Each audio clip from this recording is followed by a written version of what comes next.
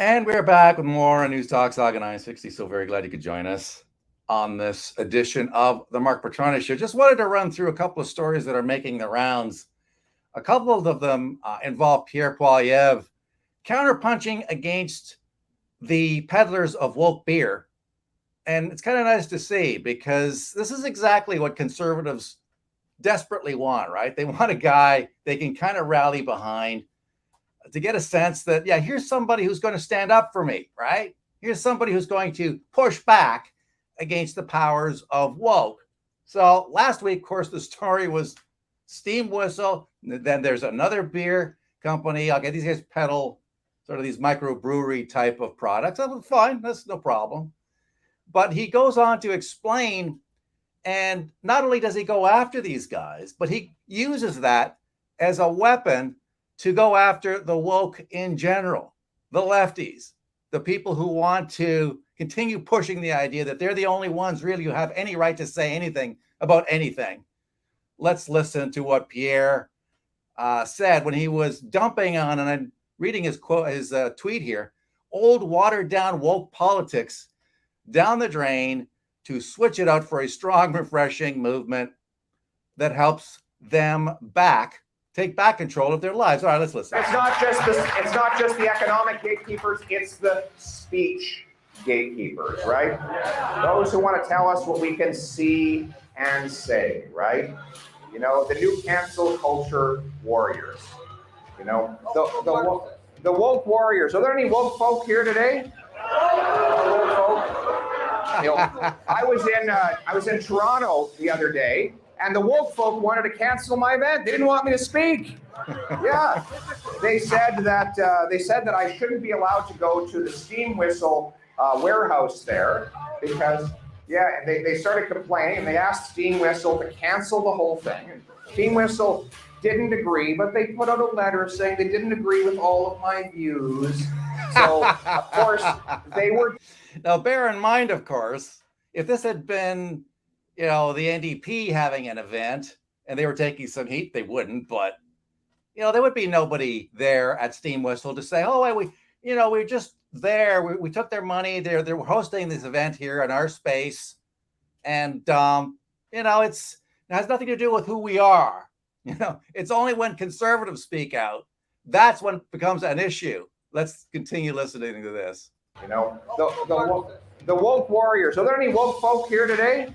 Woke folk? You know, I was in Toronto the other day, and the woke folk wanted to cancel my event. They didn't want me to speak. Yeah, they said that I shouldn't be allowed to go to the Steam Whistle warehouse there because, yeah, they started complaining, and they asked Steam Whistle to cancel the whole thing. And Steam Whistle didn't agree, but they put out a letter saying they didn't agree with all of my views. So, of course, they were gutless and watered down, just like their beer.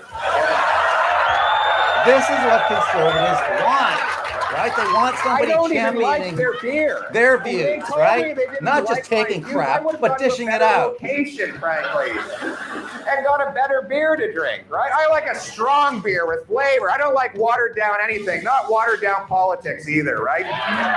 Anna and I are here to celebrate with our new friends with beautiful beer, or as Anna would say. So he's That's going right. after This, Steam what we like about this beer, it's called Oast. And Oast is a Niagara beer, beautifully brewed. It is delicious, and it's not watered down. It's strong, good, strong, powerfully tasting beer. And you know what? If you drink this beer, it fights inflation. So drink it. All right, so he's using humor here. And here's something else that has come up recently, because people kept talking about how Pierre Poilievre might be associated with the World Economic Council. And by the way, does Stephen Del Duca, leader of the Liberal Party, kind of remind you of maybe a young Klaus Schwab? Just a little? All right, so here is, and good for this reporter, actually to spend some time and ask Pierre Poilievre, you know, dude, you know, what's with this picture of you associating with people of the related to the World Economic Forum? Let's listen. I don't, the truth is, I don't know exactly why they put me there, but I did have my staff email them and ask them why it was there. The only explanation that they had that made any sense was that they republished an article of mine or something like that. Okay. So they had publishing agreements with papers, and I write a lot of articles in many papers. So that's the only explanation that they could give. Of course, I'm not part of it. And you know what? The thing that makes me a little frustrated is that I'm the only guy that's spoken out against that organization. You actually, well, you put a lot of BS on the internet, and if you look at my comments in Parliament, I think everybody I made it very clear that I don't agree with the organization. Okay, so he's saying I don't agree with those guys. And you know what else I like about it is the fact that he doesn't seem to be too concerned about being attacked as a conspiracy theorist, right? Because that's of course the big club now that leftists are wielding against anybody who might be associated with this push against the World Economic Forum and what they stand for, what they're doing. Leslyn Lewis, perfect example. Here she is now coming up and saying, I have and will continue to sound an alarm when any international body, in this case the World Health Organization, attempts to encroach on our nation's sovereignty. We do not need the WHO telling Canada how we should respond to a pandemic. We need our own pandemic response plan. Do you agree? So now Leslyn, of course, is being attacked as a conspiracy peddler. But I think what she says here makes a lot of sense. Let's listen. To limit our healthcare sovereignty. We need to create our own pandemic strategy where our government is accountable to us. Canada is a sovereign nation. It should maintain control of its healthcare system, including its pandemic response and planning. We need to increase the capacity of hospitals to deal with the pandemic. We need to make sure that we have pandemic funding that will relieve some of the burden that was put on the healthcare system. When we look at lockdowns are an indication of a broken healthcare system. We need to make sure that we create beds, that we can better respond to pandemics, and we do not. All right, who was pushing lockdowns? I mean, wasn't it the World Health Organization early on? Who was pushing masks? At first they weren't, and then they were, right?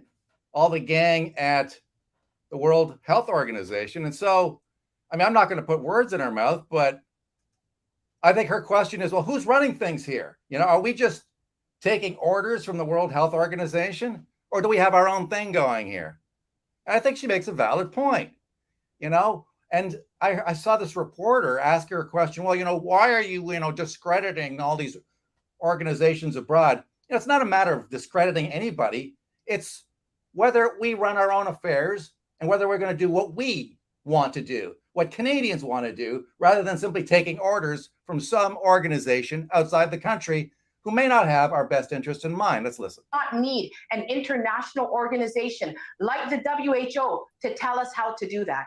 And certainly, I am not trying to take away from the points that you make there. I think many Canadians listening would agree with you that this country needs to take a very close look at the way in which it handled the pandemic, the way in which it might handle a future pandemic.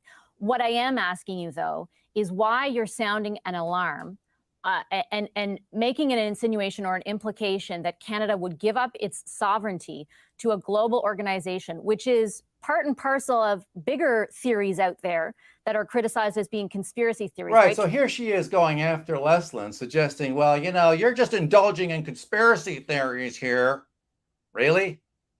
We've been doing whatever they're telling us to do, for crying out loud. Let's listen. To try and sort of undermine faith in global institutions. Aha. You know, undermining faith. You know, we got to do what they tell us to do, right? We got to do what they tell us to do. Otherwise, we're indulging in conspiracy theories. You know, we're undermining confidence in these foreign bodies. Look, either we're running our own affairs here, our own ship of state, or we're not. And this idea that we have to relinquish sovereignty, you know, to some other body so that we can be in line with all the other countries, well, that's a bunch of BS. I'm not interested in doing that. And it appears that now we have a leader, at least somebody running for the leadership of the Conservative Party of Canada, who thinks it's an issue, and I agree with her. Why would you posit that kind of theory without evidentiary proof of it? Because that is a fact.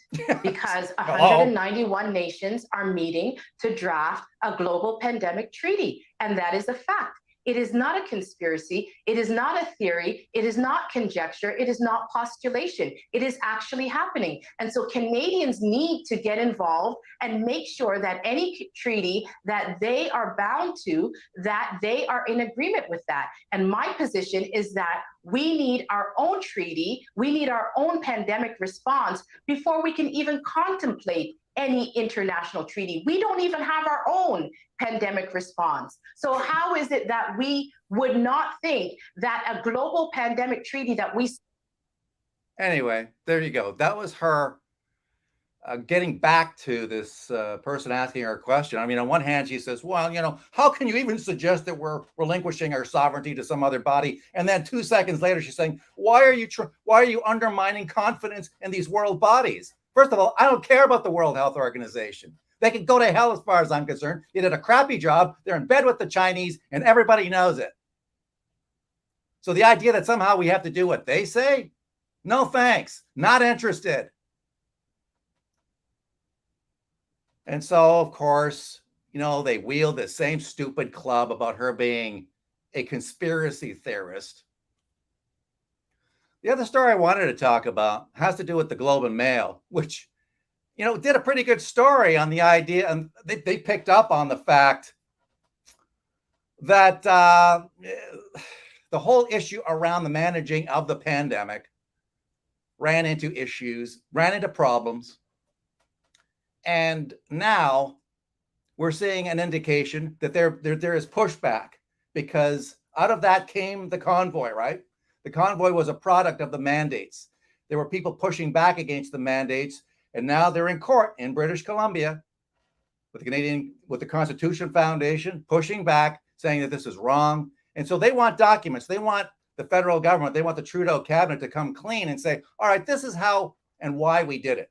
Explain to Canadians, based on facts, why they did what they did. Why did they impose the Emergencies Act, which has never been done before? This was a big deal. A lot of people saw it as a power grab. And so why not come clean now? Why not say, this is why we did it? What's the government's response? Cabinet confidentiality. Yeah, we imposed the Emergencies Act, but we're not going to tell you why. So this is a problem. So the Globe and Mail does this story. Next thing you know, it vanishes. I mean, you try looking for the story. You have to put specific words in the search engine in order to locate it. Yeah, this was a story that was done on Friday, not that long ago. And poof, all of a sudden it like evaporates into thin air. It's like, well, why? Why isn't this story still on the cover, on the front page of their website? Why is the Globe and Mail not doing its job in terms of pushing? Okay, I'm going to theorize. Okay, somebody must have pushed back in government. That's right. Somebody must have told the Globe and Mail, you know what? Maybe it's not such a good idea that you keep this story up, right? Because then what if some of the other bought off media decides that they want to follow it up? Maybe they feel obligated to say, yeah, well, maybe there is a story here, and yeah, maybe we got to do it. But I find it interesting, fascinating, that for whatever reason, the Globe and Mail pulled this story, and I can't figure out why. Because you try, as I said, you try finding this story, and if you do find it, well, I would suggest that you please retweet it, because it's a darn good one, right? Why did they scrub its main news portal of this important story? And I would suggest that this is something that people should ask of the paper of record. Here's the Globe and Mail. Ottawa cites cabinet confidentiality over its response to the trucker convoy. Groups are accusing the federal government of acting unlawfully by invoking a state of emergency, right? They're saying that existing laws were more than enough to manage this. Well, the story was up, and lo and behold, it disappeared. In favor of what? Some, 3 or 4 day old Ukraine stories. So I'm just asking why? Why not? Why did the Globe get rid of this story so quickly? Why did they jump? I mean, you try going on their website, you can't find it. Oh, you find an Andrew Coyne story attacking, Pierre Poilievre as, not a conspiracy theorist perhaps, but somebody who sees unseen enemies, somebody who tilts at windmills, right? The Don Quixote thing. All right, so they're more interested in that. But I would ask why. And if you see that story around, I would ask that you spread it, because for whatever reason, it has not had a lot of time out there. And I think it's because somebody in government must have told the Globe and Mail, can you not run that story? It makes us look bad. My friends, got to bail. I will thank you now for spending some time with me on this day, and appreciate it if you tune in to my show on Saga 960 AM from 1 p.m. to 3 p.m. Eastern Time. We'll talk to you later. Bye-bye for now.